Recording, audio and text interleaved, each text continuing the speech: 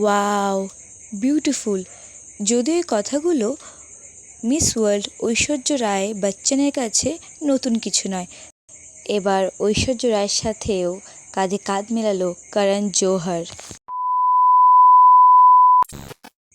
13 মে থেকে 24 মে অবধি ক্যাননেসের film festival আয়োজিত হয়েছিল। সেখানেও অনেক বড় বড় সেলিব্রিটিদের মধ্যেও নজর কেড়ে নিল মিস ওয়ার্ল্ড বিশ্বসুন্দরী ঐশ্বর্য রায় বচ্চন।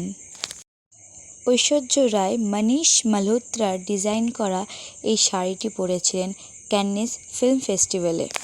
বিশ্বসুন্দরী নিজেই এত সুন্দর, তারপর এই সুন্দর শাড়িটি পরে তাকে দারুণ লাগছে।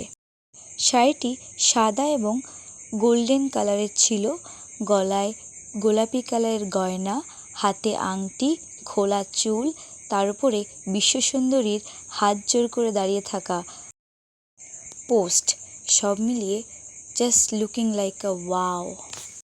ঐশ্বর্য তার এই নিউ লুকে শুধু তার ভক্তদেরই নয়, অনেক মানুষই মুগ্ধ হয়েছেন। 78 ক্যাননেস ফিল্ম ফেস্টিভ্যালে এবার করণ জোহরও ছিলেন। হোয়াইট স্যুট, ব্ল্যাক প্যান্ট, করণ জোহরকে দারুণ লাগছিল দেখতে।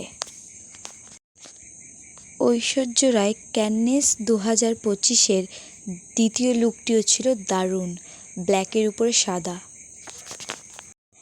আপনাদের ঐশ্বর্য রায়ের 78 ক্যাননেস ফিল্ম ফেস্টিভ্যালের কোন লুকটি সবথেকে বেশি ভালো লেগেছে কমেন্ট করে জানান।